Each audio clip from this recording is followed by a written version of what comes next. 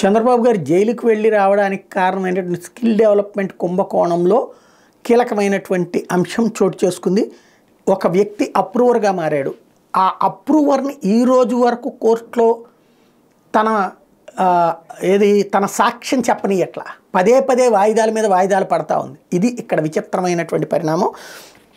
TDP ప్రభుత్వంలో జరిగిన skill development corporation కుంభకోణం కేసులో అప్రూవర్గా మారేందుకు అనుమతించాలని కోరుతూ ఈ కేసులో నిందితుడు A13గా ఉన్న ACI company MD Chandrakant Shah దాఖలు చేసిన పిటిషన్ మీద విచారణ విజయవాడ ACB న్యాయస్థానం మార్చి 1వ తేదీకి వాయిదా. అప్పటి టీడీపీ ప్రభుత్వ పెద్దల ఒత్తిడితో తాను బోగస్ ఇన్వాయిస్లు సమర్పించామని ఆయన తన పిటిషన్లో పేర్కొన్నారు. ఈ బోగస్ ఇన్వాయిస్లతోనే స్కిల్ డెవలప్మెంట్ కార్పొరేషన్ నుంచి నిధులు విడుదల చేసిన విషయం తెలిసిందే.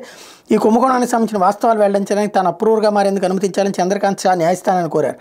ఈ పిటిషన్ మీద గురువారం న్యాయస్థానం విచారణ జరిపింది. ఈ కేసులో చంద్రకాంత్ షా అప్రూవర్ వాంగ్మూలాన్ని నమోదు చేసేందుకు అనుమతించే విషయం మీద తదుపరి విచారణ న్యాయస్థానం మార్చి 1వ తేదీకి వాయిదేసింది. స్కిల్ డెవలప్మెంట్ కార్పొరేషన్ కేసులో అప్రూవర్గా మారేందుకు అనుమతించాలని చంద్రకాంత్ షా దాఖలు చేసిన డాక్యుమెంట్లు కాపీలు కావాలని టీడీపీ పిటిషన్పై విచారణను విజయవాడ ACB న్యాయస్థానం శుక్రవారానికి వాయిదా వేసింది. చంద్రకాంత్ షా దాఖలు చేసిన పిటిషన్పై చంద్రబాబు సన్నిహితుడు ఈ కేసులో నిందితుడు A2గా ఉన్న రిటైర్డ్ IAS అధికారి లక్ష్మీనారాయణ అభ్యంతరం తెలుపుతూ న్యాయస్థానంలో పిటిషన్ దాఖలు చేశారు. చంద్రకాంత్ షా సమర్పించిన డాక్యుమెంట్ల కాపీలు తమకు ఇవ్వాలని కోరారు. దీనిపై గురువారం న్యాయస్థానం విచారణ జరపగా CID తరపు న్యాయవాదులు వాదన వినిపిస్తూ చంద్రకాంత్ షా దాఖలు చేసిన డాక్యుమెంట్లను టీడీపీకి ఇవ్వాల్సిన అవసరం లేదని అభిప్రాయపడ్డారు.